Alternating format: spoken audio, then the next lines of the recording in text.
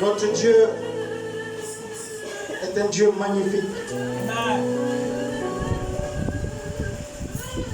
Lorsqu'on dit magnifique, c'est qu'il est bon. Il est généreux. Et il nous aime tous.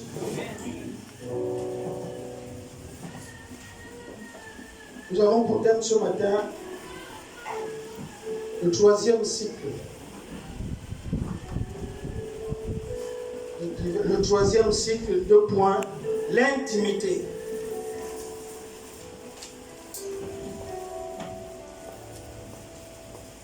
Le 3e cycle, 2 points, l'intimité.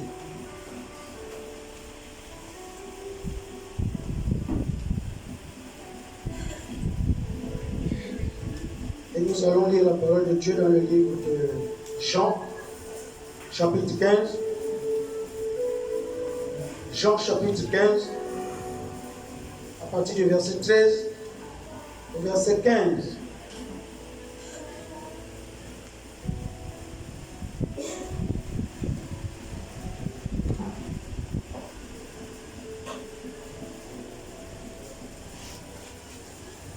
Je vais lire la parole de Dieu. Jean chapitre 15, verset 13 à 15. Il est écrit: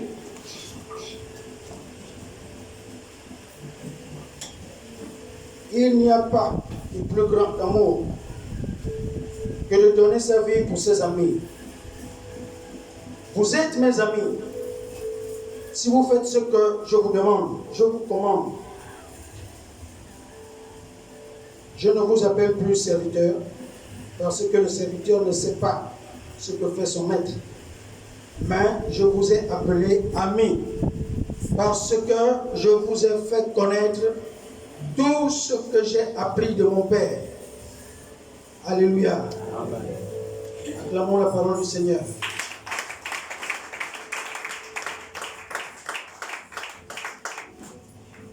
Asseyez-vous.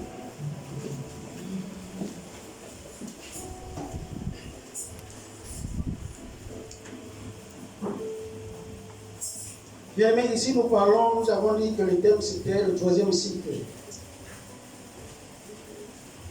Le cycle c'est quoi? Le cycle c'est un ensemble des étapes par lesquelles passe quelqu'un. Un ensemble des étapes par lesquelles passe quelqu'un. C'est ce qu'on appelle le cycle. Lorsque nous lisons ici, lorsque nous avons lu ici la parole de Dieu dans le livre de Jean, ce qui ressort de là, c'est que le Seigneur sort un nouveau mot qui est ami.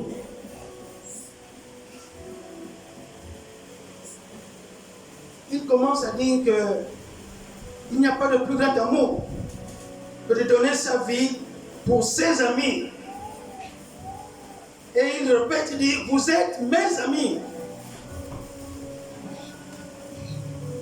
Et il donne une condition: si vous faites ce que je vous commande.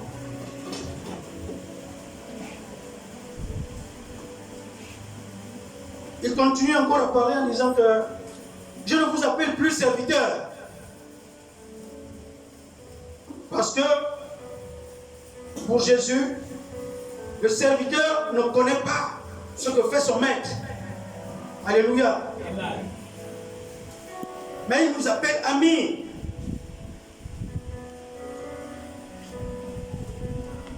Pourquoi il dit pourquoi il nous appelle amis? Il dit parce que je vous ai fait connaître tout ce que j'ai appris. Tout ce que je sais. Donc, vous voyez la définition du mot ami pour Jésus, ce n'est pas la même chose que notre définition du mot ami.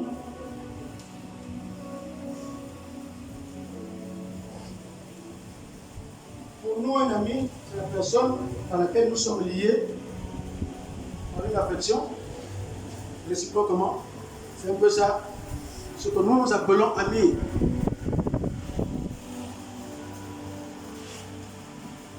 Or, Jésus-Christ n'a pas cette définition-là du mot ami. C'est pourquoi nous parlons d'intimité ici. Jésus dit, un ami, c'est celui-là qui donne tout ce qu'il a, c'est-à-dire tout ce qu'il connaît, il le communique. Tout ce qu'il sait, il le dit à l'autre. Et c'est celui-là qu'il appelle ami parce qu'il dit, je vous ai tout appris. Tout ce qui est venu de mon Père, je vous l'ai appris. Tout ce que je connais, vous le connaissez.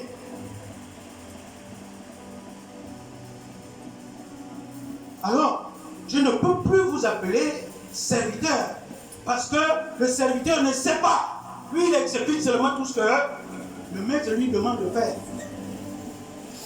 Mais le serviteur, en réalité, ne sait pas ce que le maître connaît.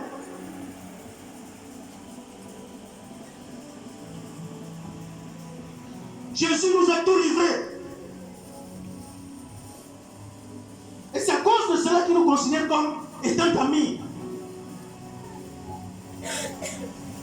Il dit dans le livre des Actes, Acte 1, verset 8, il dit, vous recevrez une puissance, le Saint-Esprit, survenant sur vous. Et vous serez mes témoins dans Jérusalem, dans toute la Judée, dans la Samarie et jusqu'aux extrémités de la terre. Que cette parole soit votre portion au nom de Jésus. Recevez le Saint-Esprit. Amen.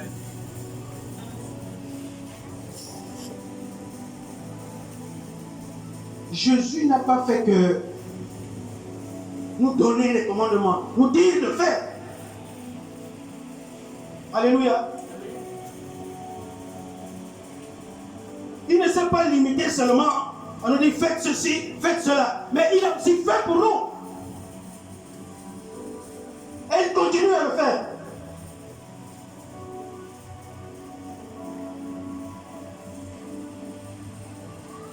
Il dit dans Jean 14, verset 14, si vous demandez quelque chose à mon nom, je le ferai.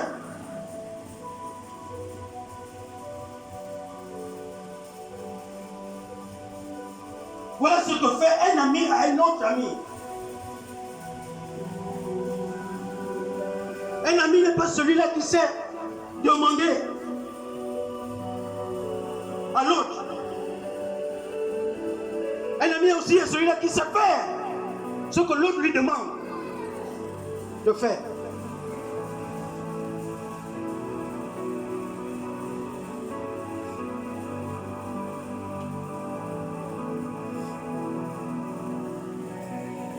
Lorsque nous parlons du troisième cycle, c'est-à-dire l'intimité,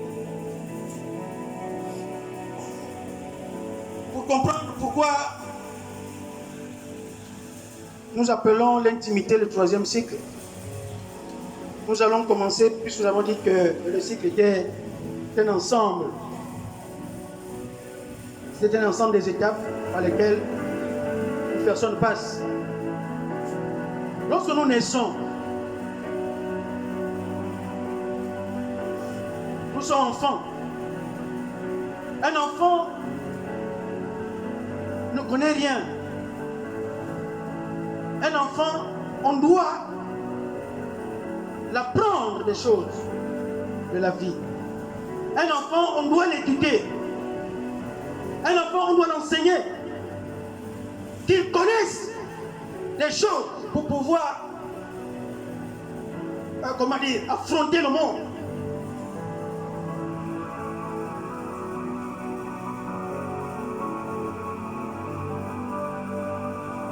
Jésus nous a dit que ce n'est pas vous qui m'avez choisi, mais c'est moi qui vous ai choisi le premier. C'est moi qui vous ai choisi. De la même manière qu'il a choisi ses disciples. Il les appelait par leur nom et il disait, toi, suis-moi. Toi et toi, suivez-moi. Toi, suis-moi. Bien aimé, tous qui avaient commencé à suivre Jésus ne connaissaient rien. Il aurait fallu que Jésus les enseigne. Il aurait fallu que Jésus les enseigne. Que Jésus leur montre comment vivre en harmonie avec la parole. Comment affronter le monde. Ils ne le savaient pas.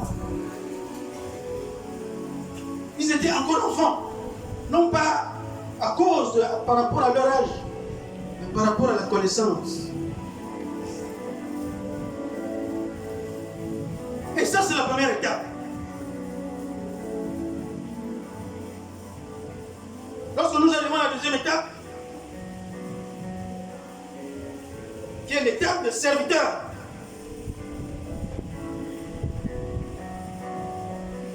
avec les enseignements, avec la connaissance reçue,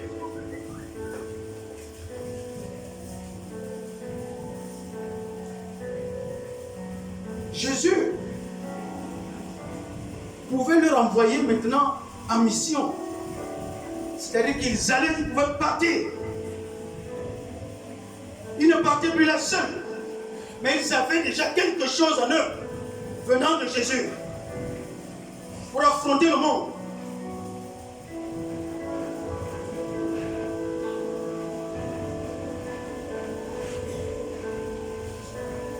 Ils étaient qualifiés pour le service et ils pouvaient partir maintenant en mission pour le service. Voici la deuxième étape, serviteur. Lorsque nous entrons à la troisième étape, qui est l'intimité.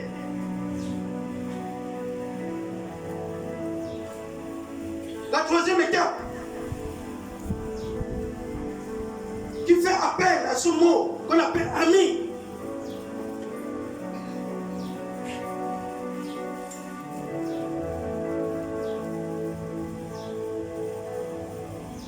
Bien-aimé, Jésus voudrait que, en tant que serviteur, mais nous allions plus loin. Non plus au niveau de la position, mais au niveau de la relation avec lui.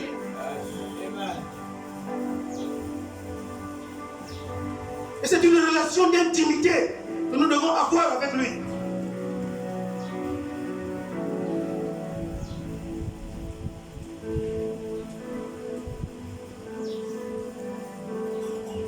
On est serviteur, mais nous devons comprendre que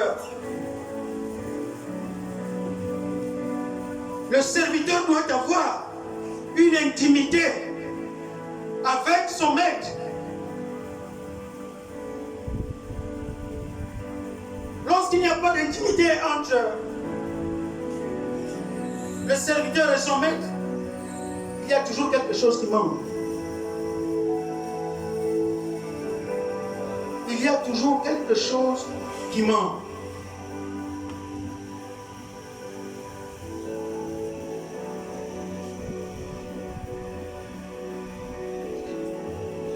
Jésus a dit tout ce qu'il savait, tout ce qu'il a appris du Père. Il leur a communiqué cela.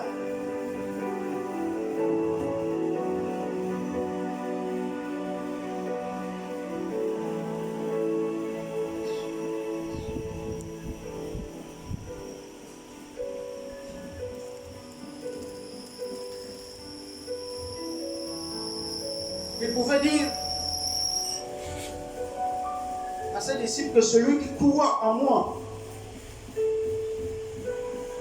celui qui croit en moi fera de plus grandes choses que moi. Alléluia. Amen. Lorsqu'on est à ce stade intimité,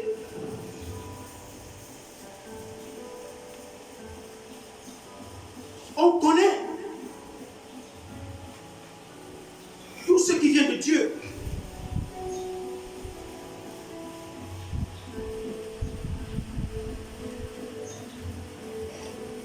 Un vrai ami,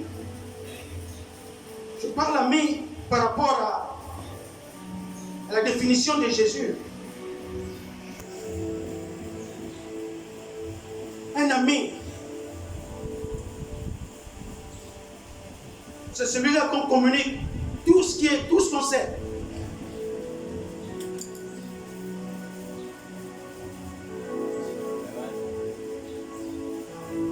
Nous pouvons voir de nos jours que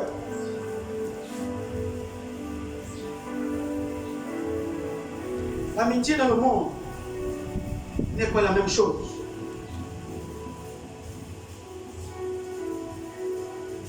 Jésus voudrait que toi, tu puisses chercher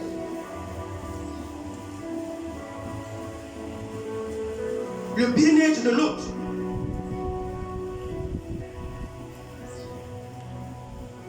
Il dit rechercher le bien-être de l'autre.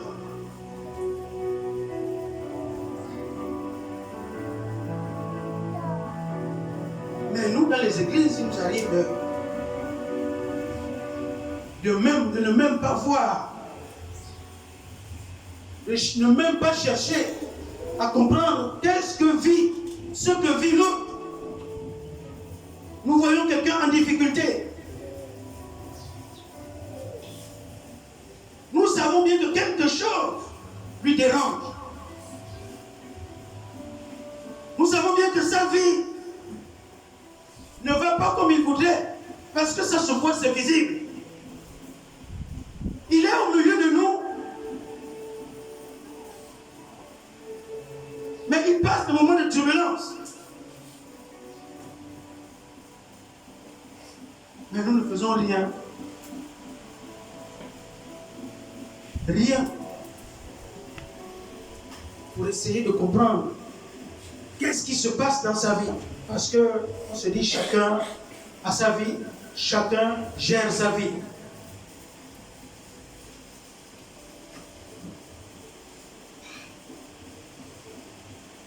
Voilà l'égoïsme qui est dans le monde. Et qui commence à contaminer, qui contamine déjà même les chrétiens. On s'occupe de son propre cas.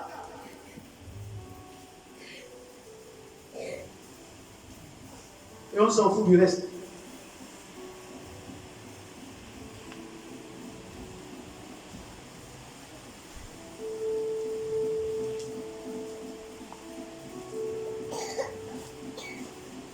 Lorsque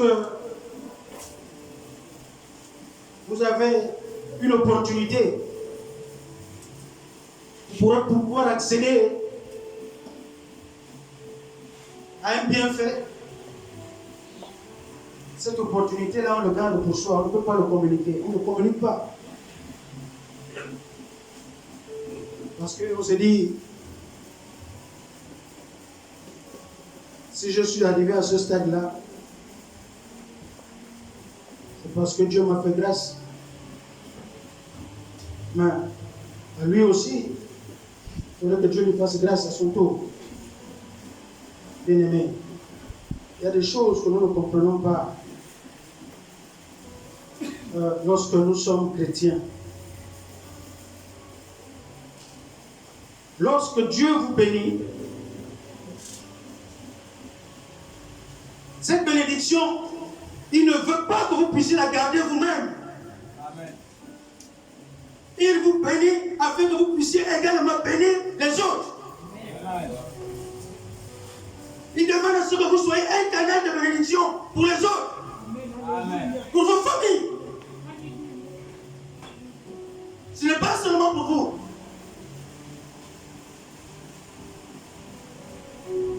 Plusieurs personnes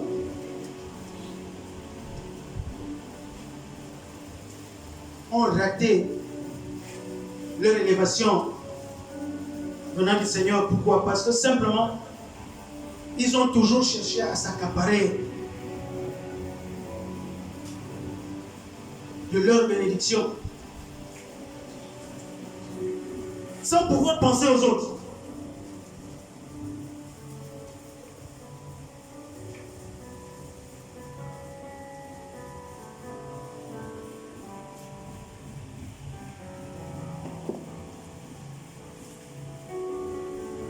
Jésus était dans ce monde et il nous a communiqué tout ce qu'il savait.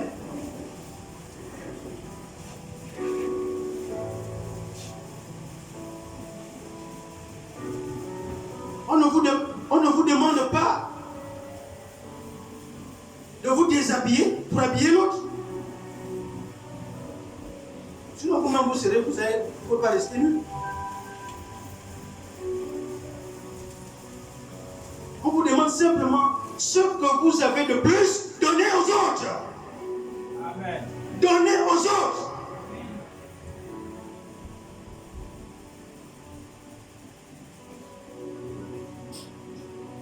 Bien maintenant que nous aurons des cœurs durs,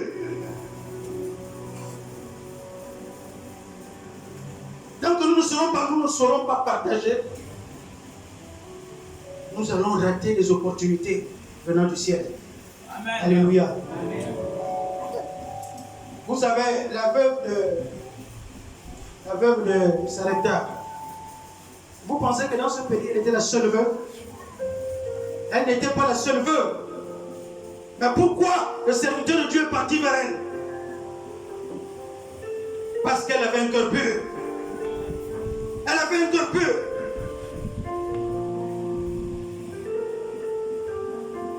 Elle savait qu'il n'avait presque rien. Elle a même dit, je n'ai que ce peu d'huile et cette farine. Une fois j'aurai préparé, c'est fini, je vais mourir. Avec mes enfants, il n'y aura plus rien. Mais l'homme de Dieu a dit, fais ça quand même pour moi, pas pour vous, mais pour moi. Est-ce que vous voyez ça? Cette femme était dans le plan de Dieu.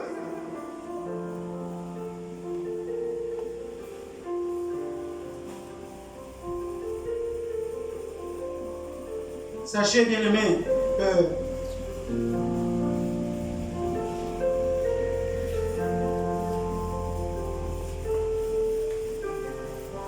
Dieu bénit ses enfants, chaque enfant à sa période.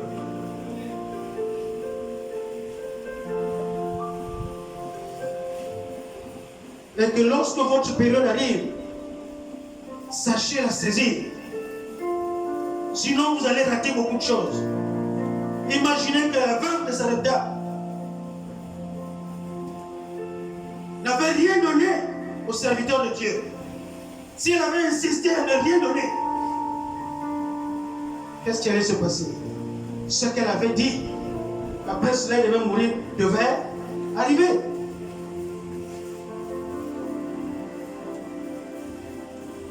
Mais comme elle était dans le plan de Dieu, et c'était sa période de bénédiction, Dieu l'avait localisé depuis. Ce n'était pas par hasard que le serviteur de Dieu est allé vers elle. Sinon, il devait aussi aller vers les autres veuves aussi. Et on devait nous dire dans la Bible qu'il y avait d'autres veuves qu'Élie avait visitées.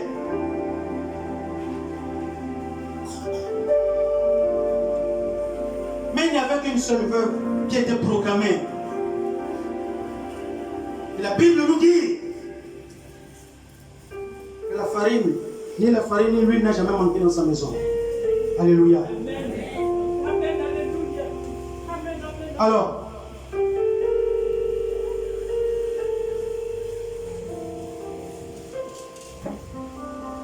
ne dites jamais, comme on voit certains chrétiens dire, seulement que les autres sont bénis, pas eux. Votre temps arrive, votre période arrive.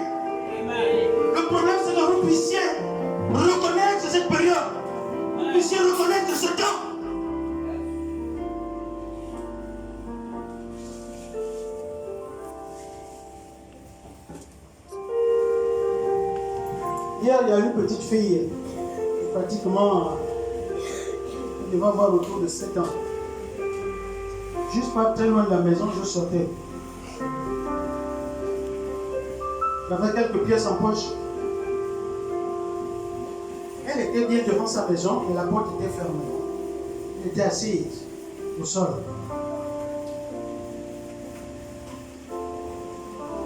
Elle me dit, bonjour monsieur,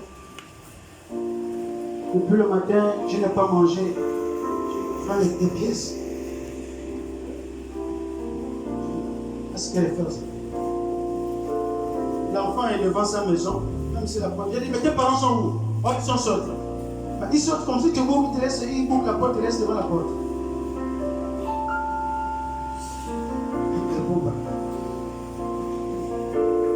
Elle me dit qu'elle n'a pas mangé depuis le matin. Je regarde, je dis, ce pas les enfants qui peuvent me tuer. Je fais 2 pas comme pour partir. Le Saint-Esprit m'interpelle. Mais tu vas où? Il y a un besoin. Je reviens sur mes pas, je tâte mes poches. J'ai sorti quelques pièces. Je l'ai tendu juste, tiens, tu dois payer la galette au chocolat. Elle a dit merci. Elle s'est levée. Je la voyais partir vers le Malien. Bien-aimé, Dieu peut vous éprouver à n'importe quel moment. Amen. Alléluia. Amen. Pour des petites choses comme ça.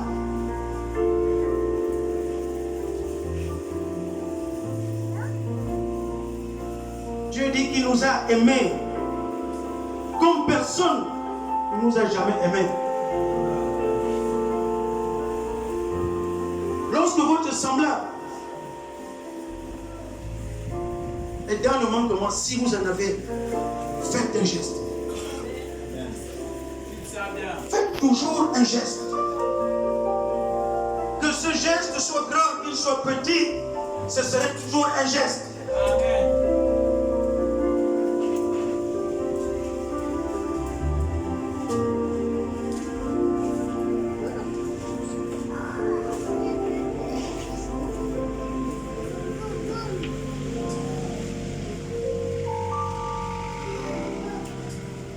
Voilà ce que Jésus peut nous donner en tant qu'ami.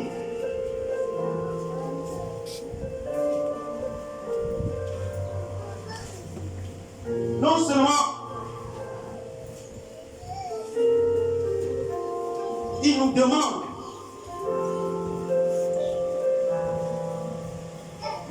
en fait lorsqu'il nous dit que ce qu'il nous commande, il nous commande quoi? Le seul et l'unique verset, pour ne pas dire parole, qui implique toute la Bible. C'est l'amour. Aimez-vous les uns les autres.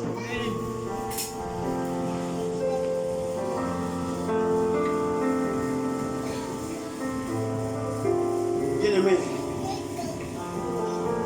s'il y a quelqu'un, qu'il soit bishop, archibishop, prophète, qui monte sur cet estrade et qui n'a pas l'amour en lui, ce n'est pas un véritable serviteur de Dieu. Parce que notre Dieu est un Dieu d'amour. Amen.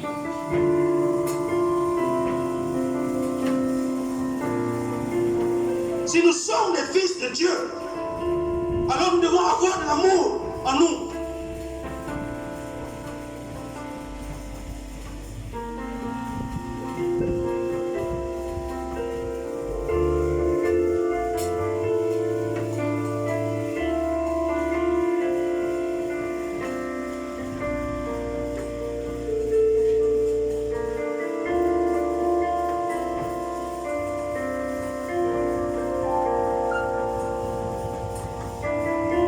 La Bible dit dans Proverbe 17, verset 17, je crois dans sa partie A, la Bible dit, l'ami aime en tout temps. L'ami aime en tout temps. Ça veut dire aime ton prochain à n'importe quel moment. Il ne faut pas seulement l'aimer parce qu'il te donne quelque chose de temps en temps. Alléluia. Oui. Il y a des personnes comme ça. Dis ça bien. Ils ne savent pas donner, mais ils aiment bien recevoir. Tant qu'on leur donne, alors là vous devenez le meilleur ami. Mais lorsqu'il n'y aura plus rien, c'est autre chose. C'est quoi ça? Voilà ce qui se passe. Mais la Bible nous recommande d'aimer son ami en tout temps. Même lorsqu'il ne te donne plus rien, aime-lui.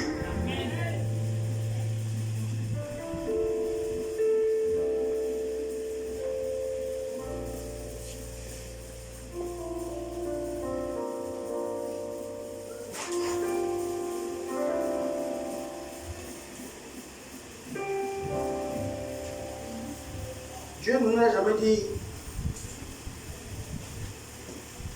d'aimer les autres plus que nous-mêmes. Parce que là encore, c'est autre chose. Si Dieu demande, il faut aimer l'autre plus que toi-même, tu vas dire, ah, Seigneur, quand même. La manière que moi-même, j'aime moi-même là. Maintenant, je vais aimer le plus. Non, là. Mais il nous dit, aime ton prochain comme toi-même. Vous voyez, il met la barre là. Comme toi-même. La manière que tu t'aimes là, c'est la même manière qu'il voulait que tu aimes aussi l'autre.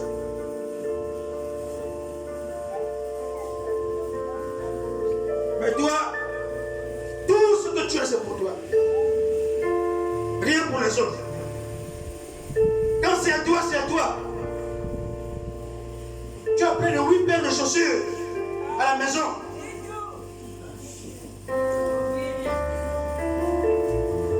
Elles sont encore solides. Tu viens à l'église, tu vois ton frère qui a des chaussures trouées. My God. Mais tu ne peux pas faire quelque chose pour lui. C'est quoi ça? Rapproche-toi de lui, demande, père, frère, ta pointure c'est laquelle? S'il a un jour une pointure plus haute que la tienne, cherche à lui payer pour des chaussures. Si vous avez la même pointure, va chercher même ne fût qu'une seule paire. Apporte ça dans le sachet sans que les autres ne sachent. Frère, voilà, c'est pour toi. Tu seras content. C'est ça l'amour de Dieu.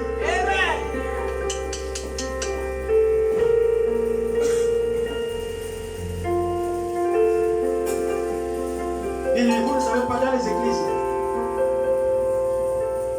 il y a des frères et des sœurs qui n'ont pas assez d'habits. Ils peuvent changer de tenue, trois tenues ou plus. Il y a certains, nous avons eu des témoignages sur certains, manquent l'église le dimanche parce qu'ils n'ont pas de quoi porter. On l'a trouvé avec ces deux tenues-là. Il a fait comment?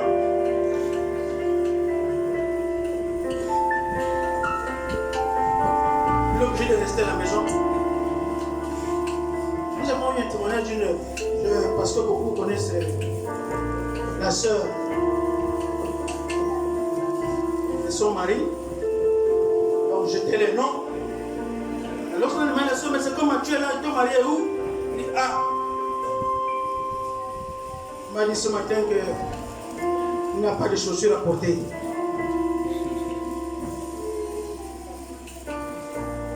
Est-ce que vous voyez ça? Quel cœur nous avons? Vous voyez quelqu'un, il veut bien aller à l'église le dimanche. Mais quelque chose, il y a beaucoup qui sont tellement honteux. Oui, parce qu'il y a des autres qui s'en foutent, même si c'est pendant même 2 mois la même tenue, tant que c'est propre, c'est bien repassé, ça lui suffit. Il y a des autres qui ne sont pas comme ça. Ils ont honte. Pendant 1 mois, chaque dimanche, ils ont porté la même tenue. À un moment donné, ils disent non, là, je ne peux plus. Mais si vous avez observé, rapprochez-vous de ce frère, vous verrez. C'est des choses qu'on arrive à observer. Si vous mettez là, dites que, bon, s'il y a un frère qui n'a plus assez d'habits, qu'il vienne, me voir après le culte, vous ne verrez personne. Vous ne verrez personne. Et pourtant, il y en a qui n'ont pas d'habits, qui sont là le manquement. Mais vous ne les verrez parce que c'est la honte. Ils se disent non, devant les gens, je ne peux pas. Mais si vous venez dans le secret, vous l'appelez à côté. Frère, est-ce que tu manques ceci? Le sourire qui va vous recevoir avec, vous saurez tout de suite que j'ai dit la vérité. C'est la bonne parole que j'ai sortie de ma bouche. Quand vous l'aurez donné là, bien aimé, je vous assure que la prière qui est tapée dans sa maison pour vous, quelque chose va se passer dans votre vie.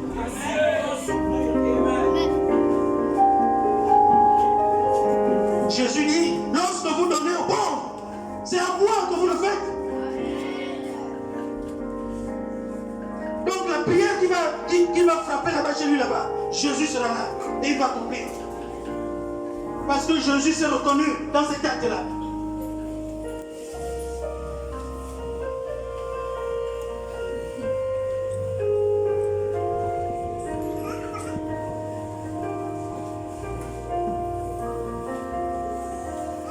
L'ami aime en tout temps.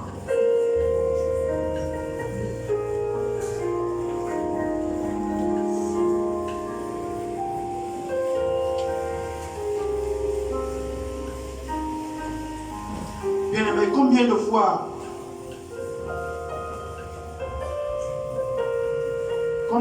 Jésus t'a pardonné? Combien de fois pour ta mauvaise conduite? Combien de fois Jésus t'a pardonné? Combien de fois les autres même t'ont pardonné pour ton mauvais comportement? Combien de fois?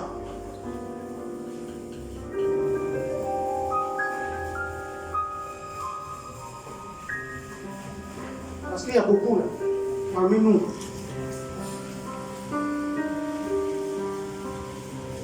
La prière la plus pratiquée, lorsqu'on est dans le secret, c'est que Seigneur, pardonne-moi. Seigneur, pardonne-moi. C'est parce que nous faisons de mauvaises choses. Nous sommes bien conscients.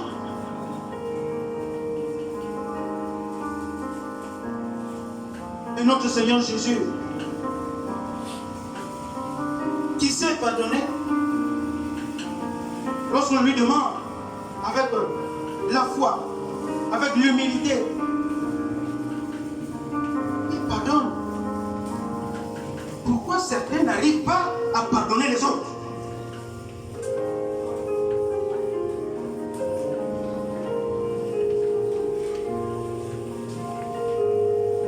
Pourquoi c'est si difficile pour les chrétiens de pardonner son prochain?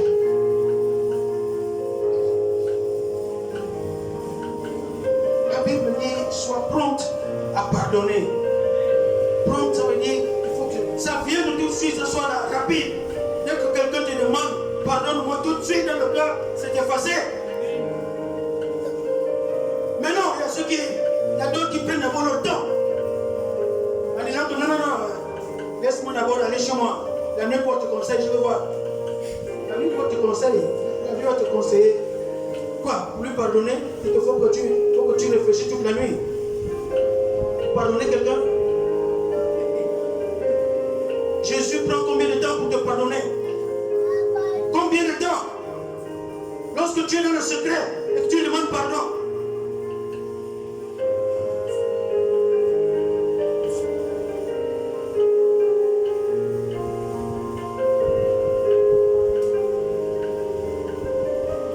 Vous voulez être des serviteurs.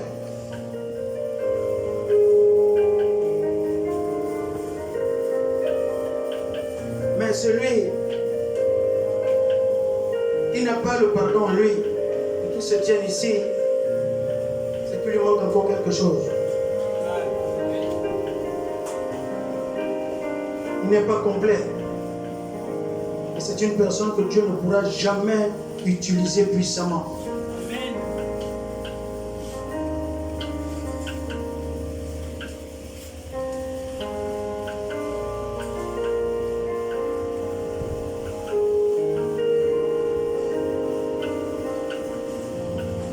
Quelqu'un t'a offensé.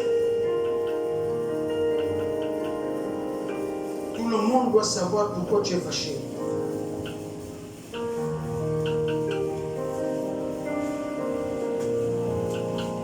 On t'a offensé pour une raison ou une autre. Mais la colère qui commence à monter en toi n'a pas de limite. Ça monte, ça monte, ça monte. Les gens verront que ça ne va pas. Tu es fâché. Parce qu'il faut que tu règles ce problème-là. Celui qui m'a offensé doit me sentir. Il doit savoir qui je suis.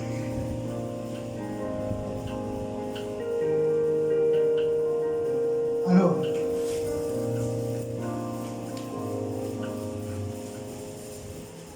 où est le pardon que Dieu nous demande? Si quelqu'un t'a offensé, pardonne-lui.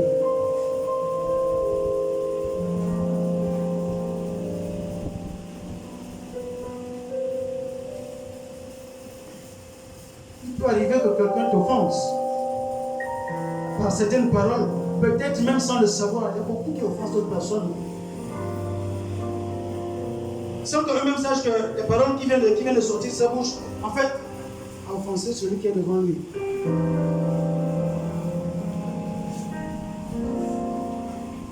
Mais toi qui as reçu ces paroles, c'est plus simple. À la minute même, ce n'est pas la peine de tourner le dos et rentrer chez toi en murmurant. Dis à la personne, frère, soeur, ce que tu viens de dire là, va offenser.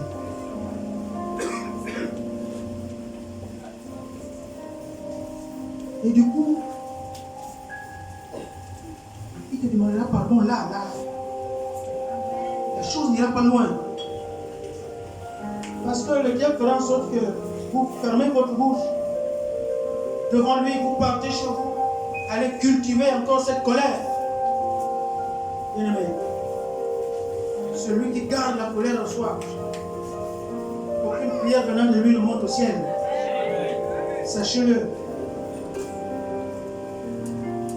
Vous pourrez vous agenouiller chez vous là. Seigneur, Seigneur, Seigneur, Seigneur, Seigneur. Il n'y aura rien. La colère que tu as au fond de toi, elle va bloquer. Toute parole que tu voudrais élever vers le Seigneur. Libérez-vous.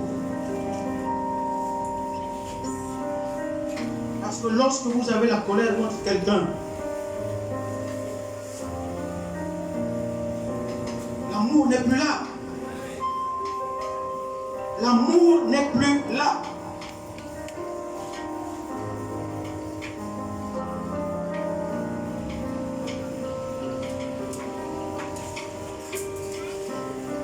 Et la haine est proche. Aussitôt, la haine va risque d'arriver. Et la manière que vous allez regarder la personne, ce ne serait plus la même manière que vous regardez. Vous regardiez cette personne avant.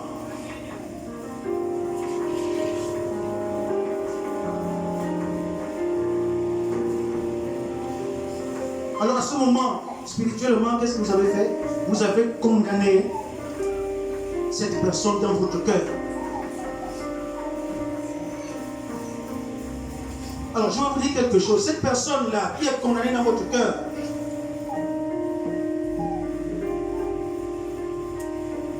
s'il vient vous demander pardon et que vous refusez de lui pardonner, vous savez ce qui va arriver, qui risque d'arriver? Si cette personne meurt, cette personne va en enfer. À cause de vous. C'est pourquoi le Seigneur dit, lorsque vous venez dans sa maison, avant de donner l'offrande, si vous vous rappelez, vous êtes querellé avec votre frère, votre soeur, allez faire la paix avec lui. Parce que l'offrande que vous donnerez là n'est pas agréable à Dieu. Ne perdez pas votre temps à prendre 1000 francs, 10 000 francs, venir donner ici.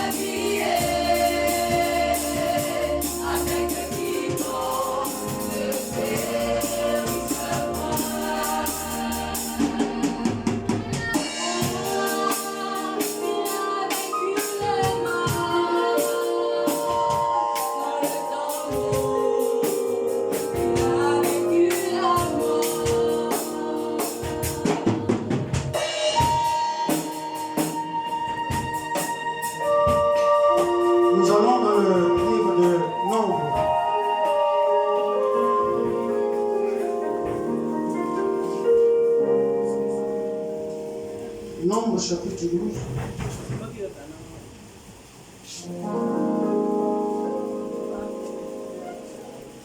Verset 7 à 8.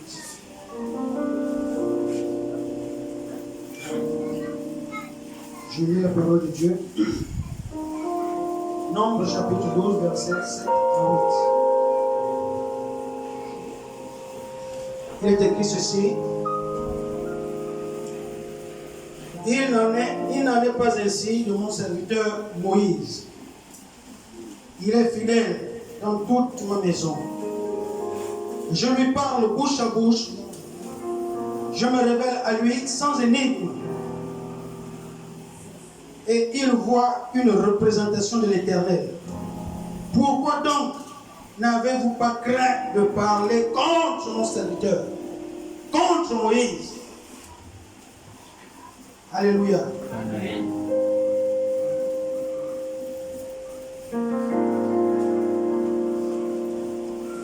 C'est Dieu qui parle ici de son serviteur Moïse. On disait tantôt que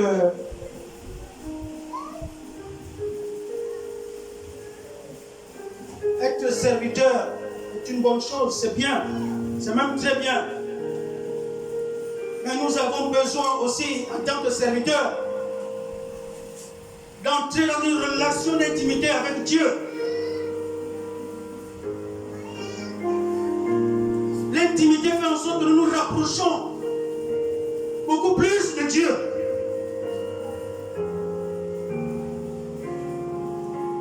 L'intimité est une relation, je dirais, comment on pourrait dire ça? Personnelle.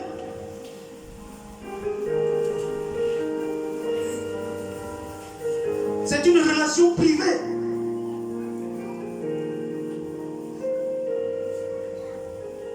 Lorsque deux personnes sont intimes, en fait, ils développent une relation privée. Ce n'est pas la même chose avec les autres. Ce que je dis, les conversations qui se passent avec quelqu'un qui est intime à moi n'est pas la même chose. Ce ne sont pas les mêmes conversations que j'aurai avec les autres. Parce que ce que je dis à mon intime, ce n'est pas les mêmes choses que je dis avec les autres, qui ne sont pas mes intimes. Alléluia. Amen. Voilà, c'est cette complicité-là qu'on recherche chez les serviteurs de Dieu. Être intime à Dieu. Et Moïse faisait partie de ces serviteurs qui étaient intimes avec Dieu. Dieu lui met à part par rapport aux autres prophètes.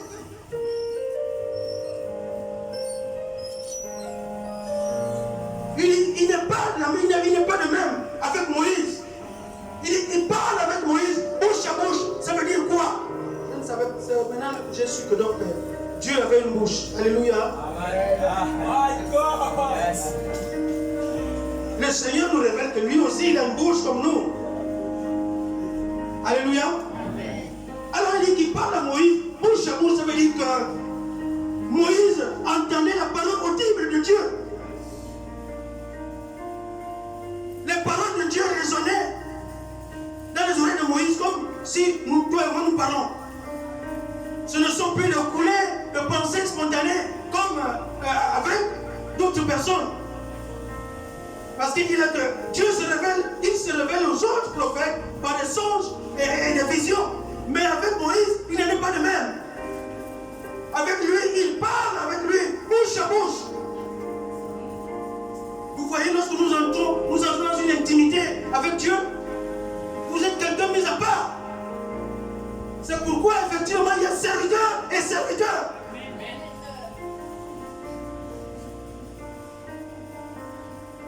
On ne s'amuse pas avec celui qui est intime, qui vit une relation intime avec Dieu. On ne s'amuse pas avec lui.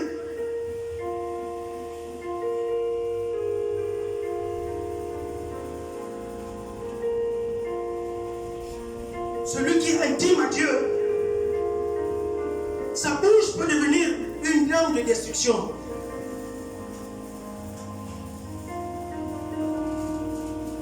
De même que celui qui est intime à Dieu, sa bouche peut devenir une source de bénédiction.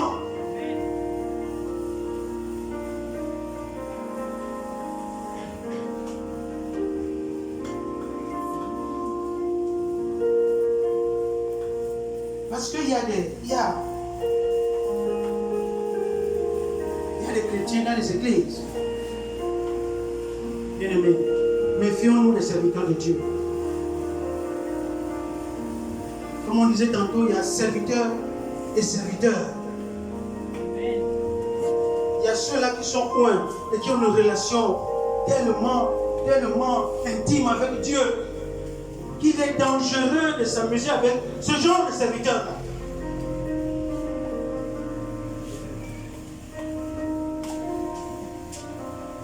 C'est pourquoi lorsque vous verrez un serviteur de Dieu commettre un acte ou bien pécher ou alors faire une erreur, évitez de lui calomnier. Je veux dire, évitez d'aller lui critiquer. Évitez les murmures. Évitez les murmures. Oh, tel pasteur, vraiment, on l'a vu dans une telle position. Voilà ce qu'il faisait. Est-ce que c'est sérieux? Ça, c'est quel genre de pasteur? Non. Son cas est réservé à Dieu. Ce qu'il fait, c'est Dieu lui-même qui va le réprimer. N'essayez pas de vous mettre à la place de Dieu pour le juger.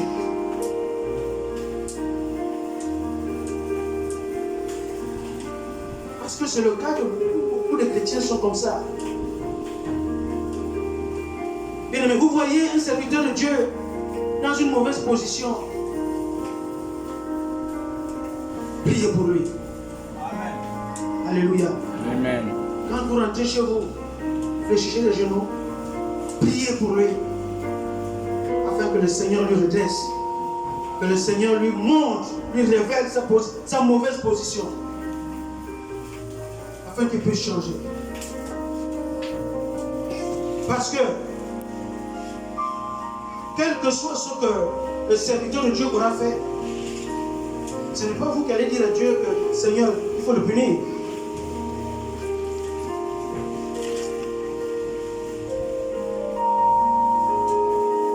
Méfions-nous sur ce point-là. Si l'homme de Dieu est assez humble, parce que ça aussi, l'humilité fait partie des serviteurs de Dieu. On ne peut pas se tenir ici et être arrogant, être je ne sais pas quoi, vantard ou quelque chose de ce genre-là. Ici, il faut être humble. Lorsqu'on monte ici, c'est que c'est une personne qui a su se rabaisser.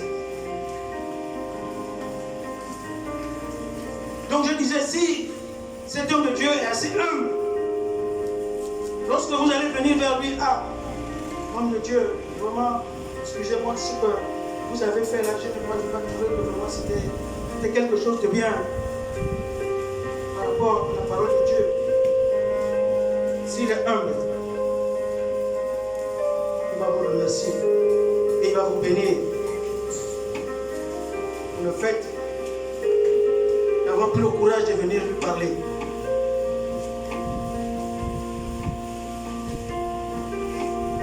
Maintenant, s'il n'est pas humble, il fera ce qu'il veut. Et en tout cas, vous aurez déjà fait un premier pas vers lui. Ne vous limitez pas là. Entrez chez vous, priez pour cet homme de Dieu. Il y a plusieurs hommes de Dieu, je vous assure, qui se sont aussi égarés. Et Dieu attend seulement que quelqu'un se lève dans la prière pour qu'il fasse quelque chose pour lui. Alléluia. Amen.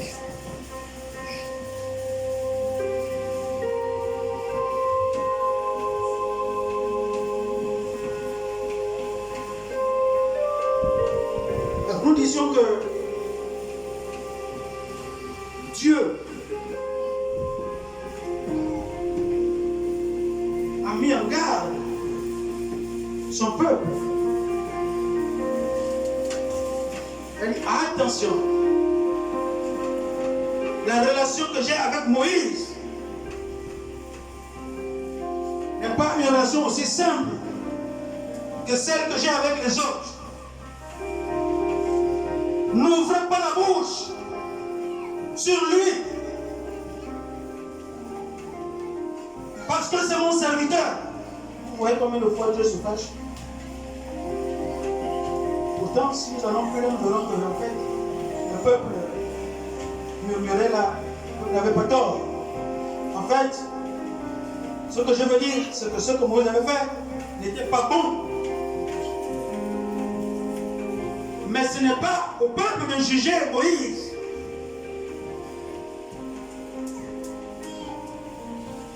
Vous savez, quel que soit le problème, Dieu prendra toujours la part de son serviteur.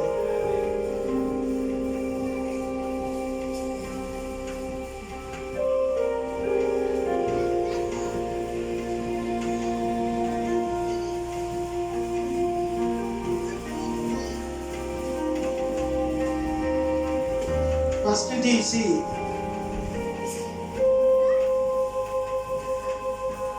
pourquoi donc n'avez-vous pas craint de parler contre mon serviteur, contre Moïse?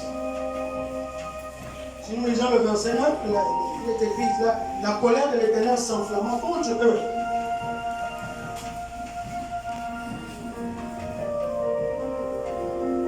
N'attirez pas la colère de Dieu vers vous en murmurant contre les serviteurs de Dieu. Par contre, vous ferez quelque chose de bien si vous priez pour eux.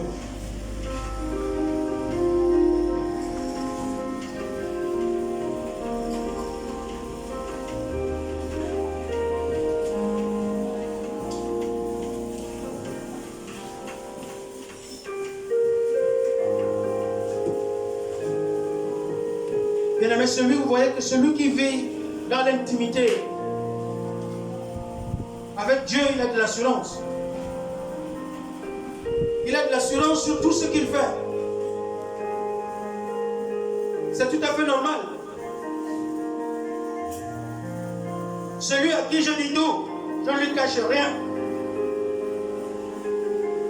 Et lui aussi me dit tout, il ne me cache rien.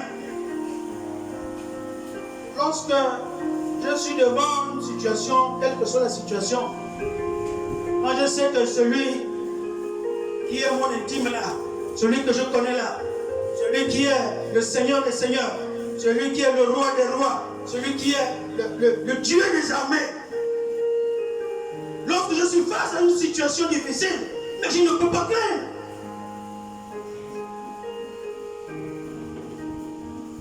Je ne pourrai plus craindre. Parce que je connais la relation que j'ai avec lui.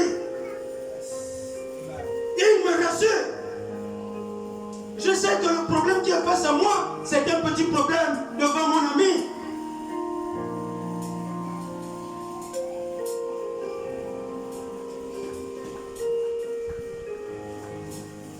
Vous savez, le plus souvent lorsque nous avons des doutes,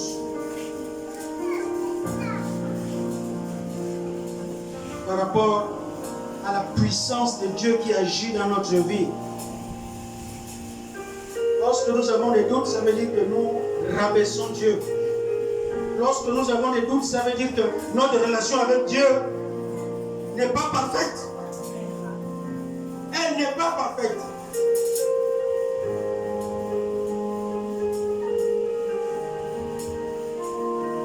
Lorsque tu vas au village de vacances, de congés, on te dit le village qui est, la maison qui est au bout du village, là, il ne faut pas trop te rapprocher là-bas. Parce que c'est celui-là qui finit tous les gens du village. C'est le grand sorcier ici. Si tu commences à trembler, tu ne peux pas marcher, aller au bout du village, continuer ton chemin à cause de ce qu'on t'a dit. Toi, qui est l'ami de celui-là, qui est l'Éternel des armées, Tu es son ami. Tu es son intime. Tu as part à l'homme du village. Mais ça veut dire qu'il y a un problème.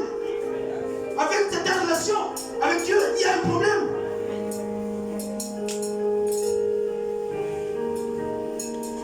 Et qu'est-ce que ça fait? Ça veut dire que vous élevez la puissance du sorcier et vous rabaissez la puissance de Dieu. Voilà ce que ça veut dire. Donc Dieu n'est plus le Tout-Puissant. Parce que Tout-Puissant, ça veut dire que celui qui est au-dessus de toute la puissance. Amen.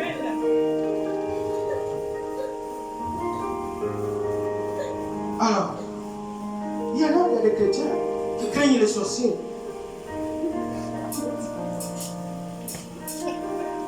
Il y a des chrétiens. Mais vous allez fuir le sorcier jusqu'où? Je me suis souvent posé cette question parce que le sorcier, il agit dans le spirituel. C'est dans le spirituel que Dieu agit aussi. Alléluia. Alors, vous allez fuir le sorcier jusqu'où? Tu vas à Congo, tu me quittes ici, tu déménages, tu vas à Congo. Le sorcier va t'atteindre à Congo. Tu vas en France, il partira ici pour t'atteindre en France. Bon, alors, ne te souffre pas pour rien. Tu as quelqu'un qui est capable de détruire les œuvres du diable.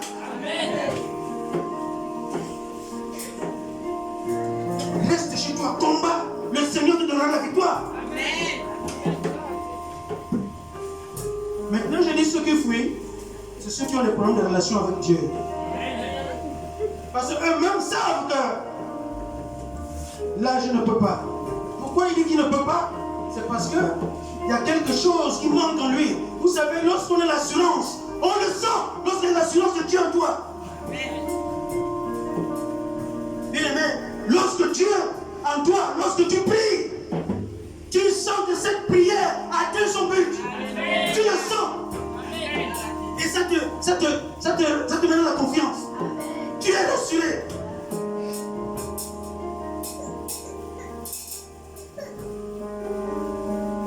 Moi, lorsque ça m'arrive de prier sur les malades, je sais que là où je prie, là, le Seigneur va opérer des miracles dans la vie de cette personne. Il sera guéri. Parce que je n'ai pas de doute. Je vais douter pourquoi? Pourquoi je vais douter?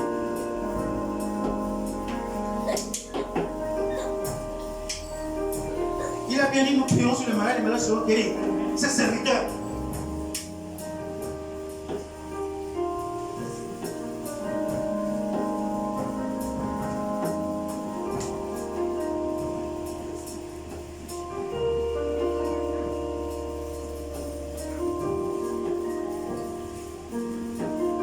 Vous savez, il n'y a pas de plus... Il n'y a rien de plus bon que lorsque on a l'assurance en Dieu.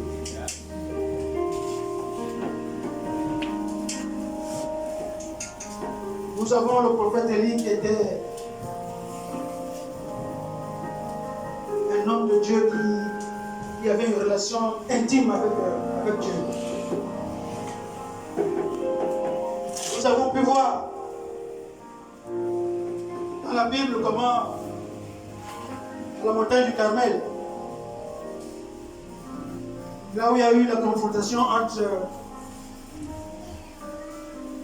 le prophète de Baal, 450 prophètes de Baal, et 400 c'est la terre sainte. Et Élie était seul contre tous ces prophètes. Alors c'était une démonstration de puissance. Et c'est ce que nous devons avoir lorsque nous avons la puissance de Dieu en nous. L'ennemi ne peut pas t'atteindre.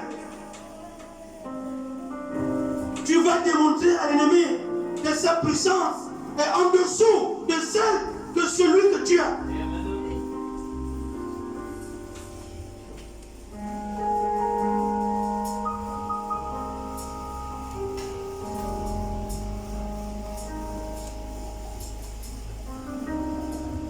Élie voulait démontrer au peuple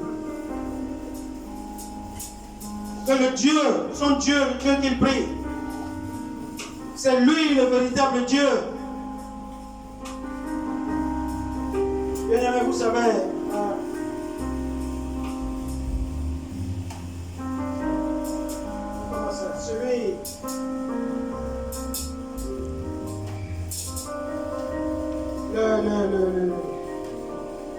l'assurance, je vous l'ai dit, l'assurance détruit l'arrogance.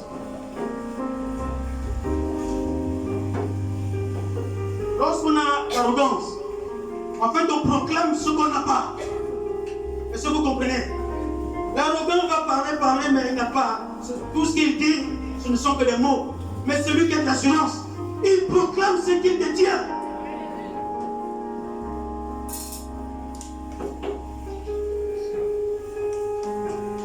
Lorsqu'Élie a invoqué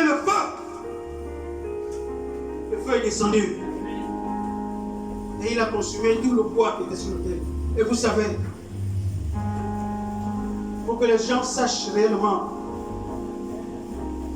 que c'est la puissance de Dieu, éternel des armées. C'est son feu qui est descendu. Il avait demandé aux gens qui étaient là de verser de l'eau sur le bois. Vous savez que le feu et le bois ne font pas bon ménage. Quand on a dit ça, il y avait une étincelle qui est venue, c'était pas. Mettez de l'eau, versez de l'eau sur le bois, versez. C'est ça. Parce qu'il savait que ce qui va venir de là-haut, là-bas, sera tellement puissant que ça va consumer et le bois et même l'eau qui était là.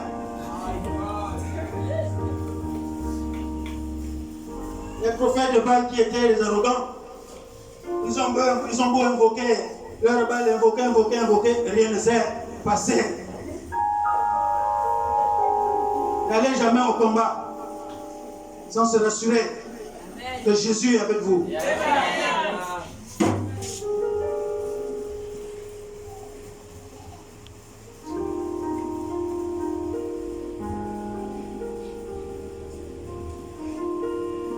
Alors que votre assurance puisse influencer le monde. Que votre assurance puisse influencer le monde. Lorsque Élie a défié ces prophètes de Baal,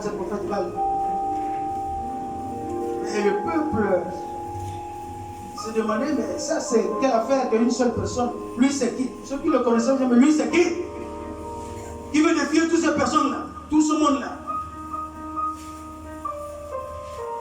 Parce que lorsqu'il agissait, il agissait avec assurance. Il avait de l'allure, bien aimé. Ne doutez jamais de vous. Ne doutez jamais de vous. Beaucoup de personnes, comment je pourrais dire ça, ne sont jamais allés loin parce qu'ils ont souvent écouté ce que les autres disaient d'eux. Souvent, on préfère écouter ce que les gens disent de nous. Mais ce que Dieu, toi qui es intime avec Dieu, ce que Dieu dit de toi, tu ne l'écoutes pas. Tu préfères écouter ce que les gens disent de toi.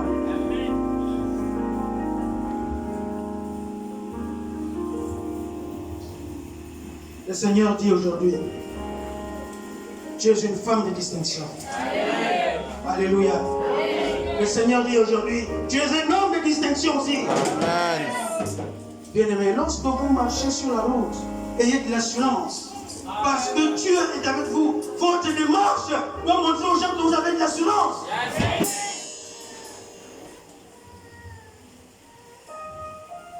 Parce que quelqu'un va te dire, ah non, tu es vilaine. Et tu vas prendre ça en considération que tu es une vilaine. Dieu n'était pas créé vilain. La créature de Dieu n'a jamais été vilaine.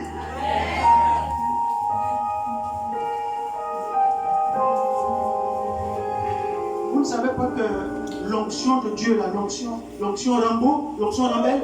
Amen. Alléluia. Mais oui.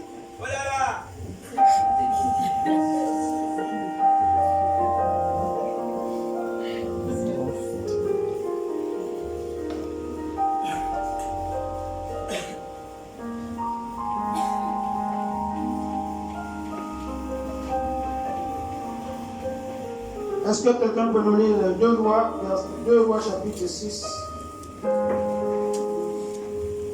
2 Rois chapitre 6, versets 15 à 17. 2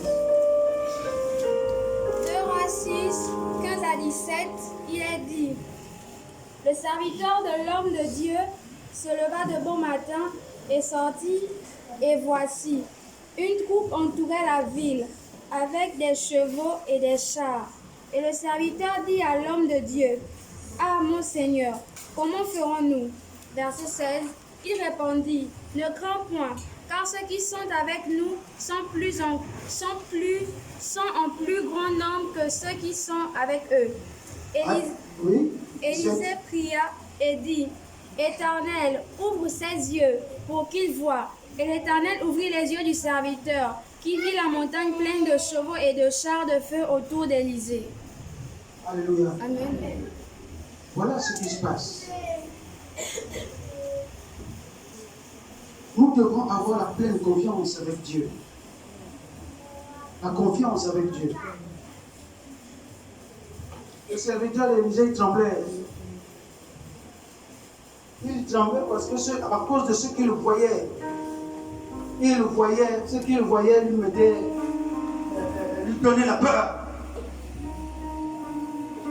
Lorsque tu vois le sorcier, on te le montre, on le pointe du doigt. C'est lui là, attention avec lui. Tu as peur. Mais alors que celui qui est en toi, si tu pouvais aussi le voir, tu peux dire: oh, ça c'est un microbe. Mais comme tu ne le vois pas, tu as peur. Et c'est ça le manque de confiance. C'est ça le manque de confiance. Dieu a permis que le serviteur ouvre. Dieu l'a ouvert les yeux. Mais ce qu'il a vu,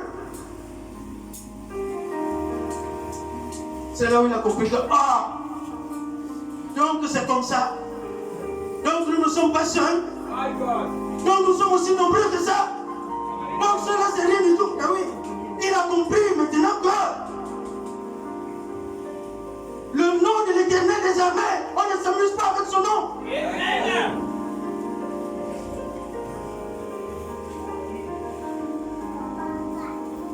Tout simplement parce que nous ne sommes pas des hommes et des femmes spirituels. Nous sommes trop charnels. Nous voyons trop à ce que nous voyons seulement. Sachez regarder au-delà des apparences. Alléluia. Amen. Voilà ce qu'il faut. Un homme spirituel regarde au-delà des apparences. Ceux qui ne voient pas, qu'ils sachent que cela existe, même s'ils ne peuvent pas le voir.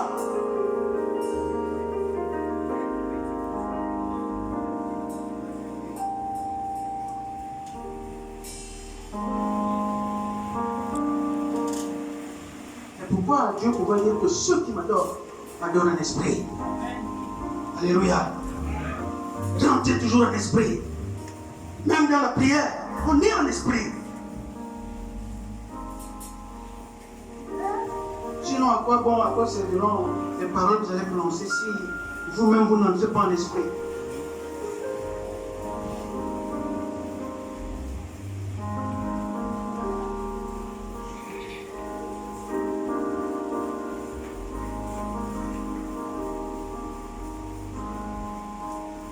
Jésus pouvait dire que celui qui croit en moi, s'il demande quelque chose en mon nom, je le ferai.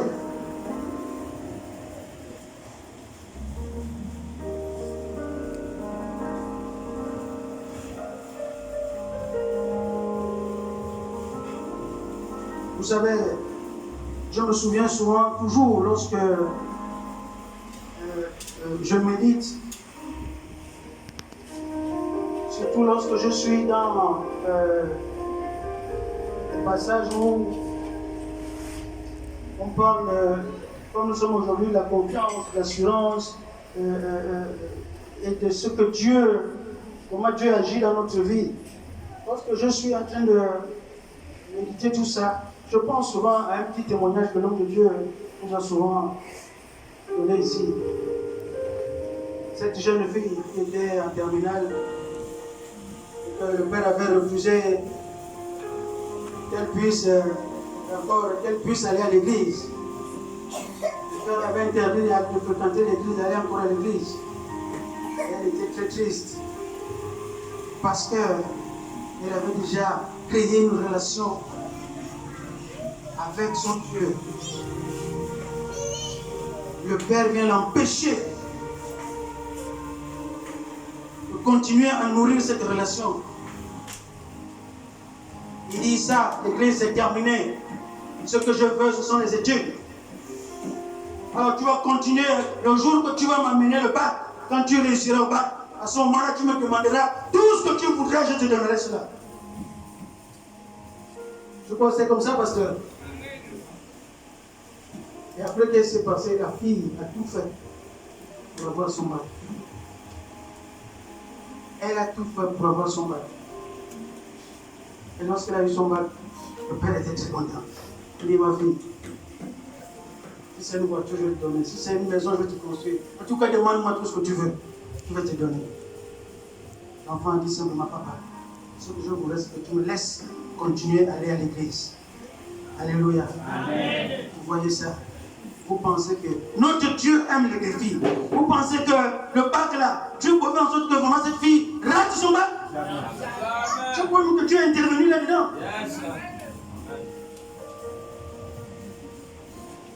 Et c'est comme ça avec Dieu.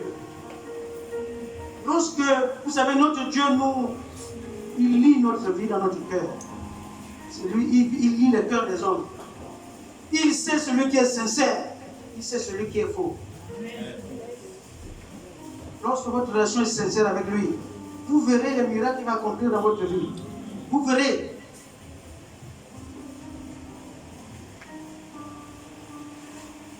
Il dit qu'il parle avec Moïse sans énigme. L'énigme, c'est quoi? C'est la difficulté, c'est... comment je pourrais dire ça? Quelque chose qui est difficile. C'est-à-dire que ce n'est pas la même manière qu'il parle avec les autres prophètes, il peut parler en parabole. Mais quand il parle avec Moïse, il parle à un langage simple, sans énigme, pour qu'il puisse comprendre facilement. Alors que les autres vont d'abord un peu réfléchir. Qu'est-ce que moi c'est parler de ça, il faut prendre du temps, mais avec Moïse, ce n'est pas la même chose. Est-ce que vous voyez lorsque on est intime avec Dieu, comment il nous simplifie la vie? Tout est simple.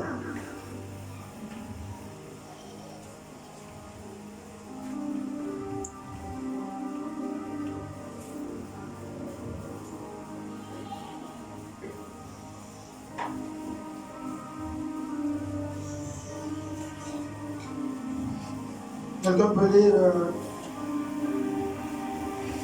dans le livre d'Exode, chapitre 14.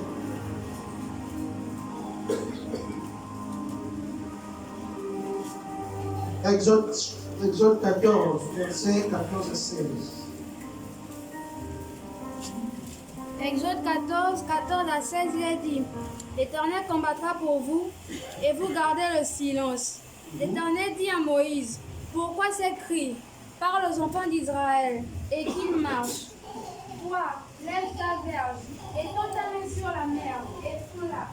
Et les enfants d'Israël entreront au milieu de la mer à sec. Alléluia. Alors,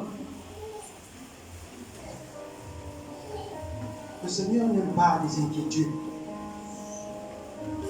Ce que nous étions en train de dire tantôt. Lorsqu'on est face à une menace, le Seigneur le peut, c'est ce que nous nous inquiétons. Ne tremblez pas. Ne tremblez pas.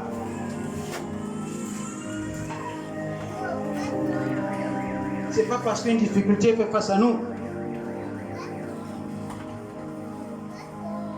que nous allons nous lamenter.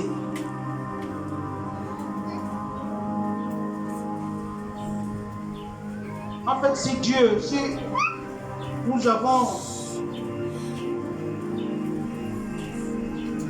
avons cultivé une relation intime avec Dieu, c'est pour que nous soyons sécurisés.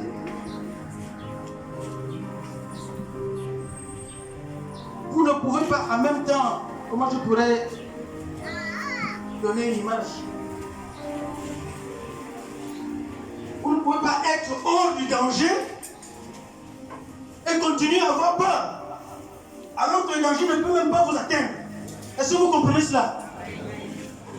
Vous êtes dans la main de Dieu.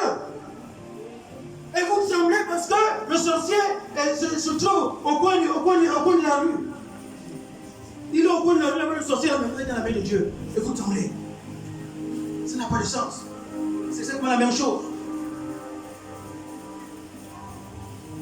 Vous êtes entre les mains de quelqu'un qui est tout puissant. Mais n'empêche que vous continuez à trembler. Mais mettez-vous à la place de Dieu maintenant. Qu'est-ce que Dieu va ressentir à ce moment-là? Et il vous couvre les âmes triomphante, de sa droite triomphante comme dit. Mais malgré ça, vous continuez à trembler. On va m'atteindre. Le sorcier, bientôt, il est là, il va voir. Mais le Seigneur va dire, mais qu'est-ce qui se passe, mon fils? Il y a quel problème avec toi? Tu me sous-estimes?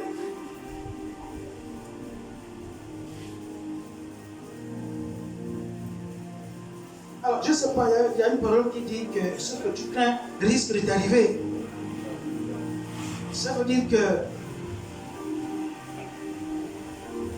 à force de craindre quelque chose, bien aimé, cette chose risquerait de t'atteindre.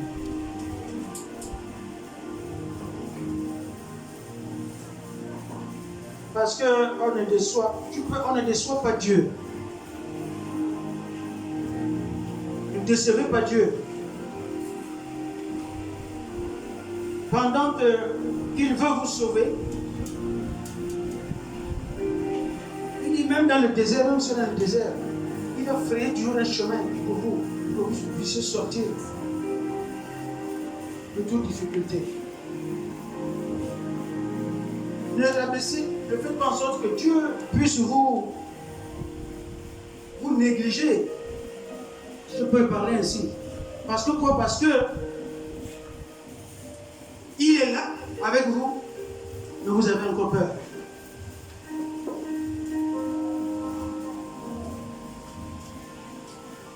C'est ce qui est arrivé avec le peuple de Dieu en sortant de l'Égypte.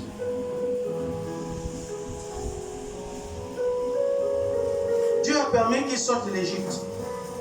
Même si les Égyptiens les poursuivaient.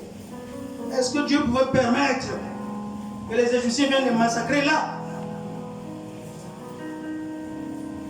Devant la mer Rouge? Ils pouvaient accepter ça? Après cette longue distance là, jusque là?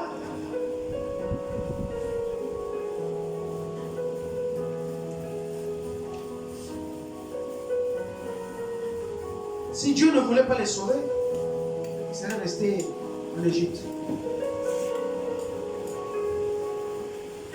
Alors ils ont manqué de foi.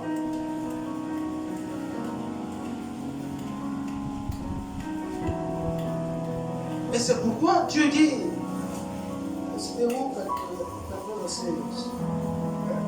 Dieu dit à Moïse, mais moi je vais dire à Moïse que pourquoi ce cri? Parle aux enfants d'Israël. Qu'est-ce qui se passe? Quand ils regardent derrière, ils voient que la poussière, tous ces chars qui venaient pour leur combattre. Et voilà comment ils tremblaient. Les cris. L'autre pleurait. Ça, c'est quoi ça? C'est là où Dieu dit, dis-les. Ils n'ont qu'à marcher simplement. Ils marchent. C'est moi-même qui vais combattre pour eux.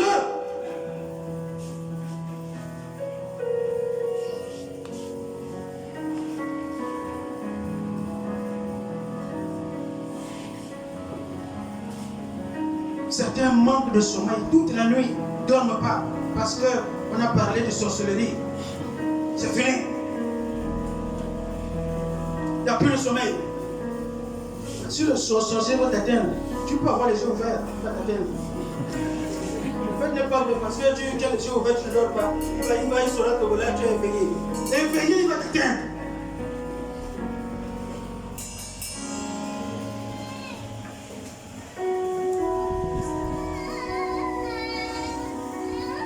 Alors, bien aimé, que ton assurance détermine ta personnalité.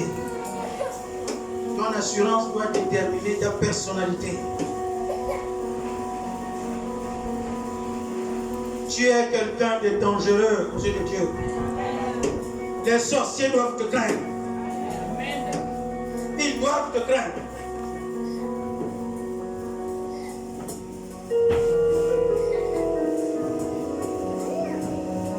Notre Dieu est un Dieu qui aime les défis.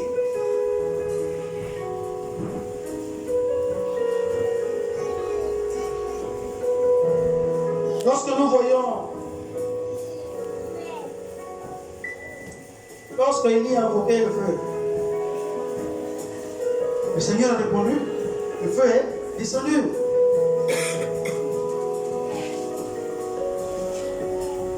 Lorsque nous regardons la Bible, nous voyons les trois jeunes Hébreux. Les trois jeunes Hébreux, Shadrach, Meshach et Abednego. Ces jeunes gens, lorsqu'on les a mis dans la fournaise ardente, c'est dans Daniel 3.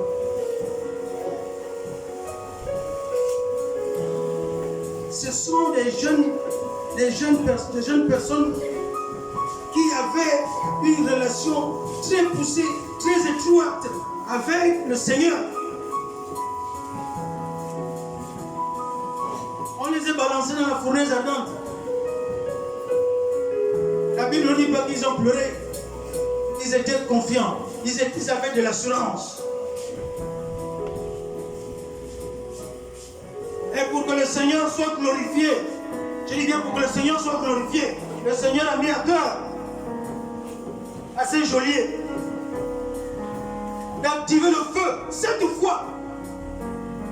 Est-ce que vous voyez les choses? L'habitude, on n'activait pas le feu, même pas 2 fois. Les gens mouraient dans la fournaise. Mais l'idée est venue aujourd'hui, on doit activer le feu au moins 7 fois. La Bible dit même ceux qui étaient même à côté comme ça sont morts de chaleur. Alors si tu es à l'extérieur, à 2 pas comme ça, tu es déjà atteint, tu meurs combien de fois celui qui est à l'intérieur.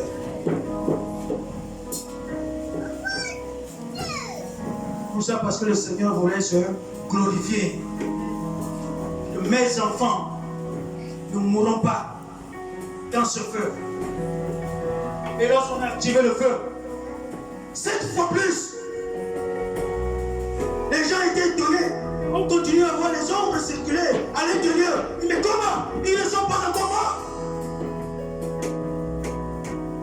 Voilà ce que le Seigneur peut faire.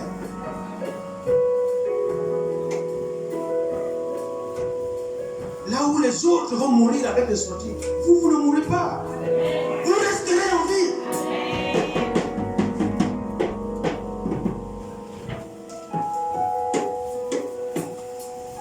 Bien-aimés, ne limitons pas Dieu. Lorsque vous limitez Dieu dans votre vie, sa manifestation dans votre vie sera aussi limitée.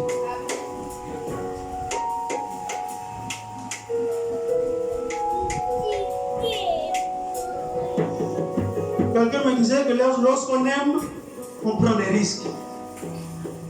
Alléluia.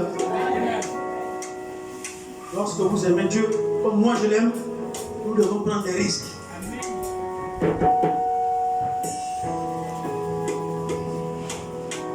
Ce sont des risques que les 3 jeunes gens ont pris. En fait, le risque, pourquoi? Parce qu'ils étaient confiants.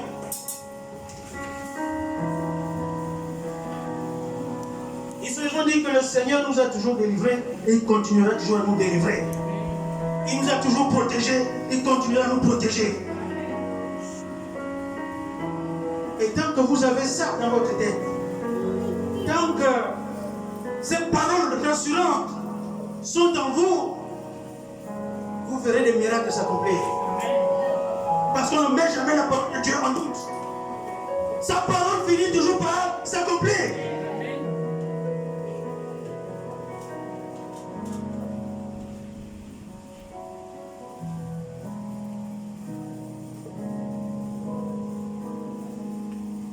Donc, bien-aimés,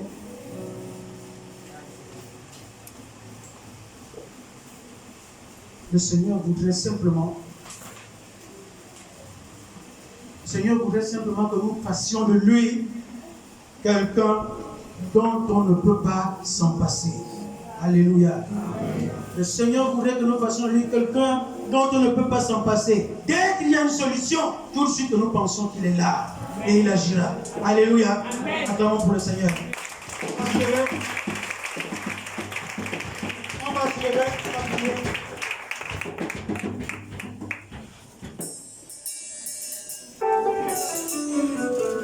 Il est Alpha et Oméga.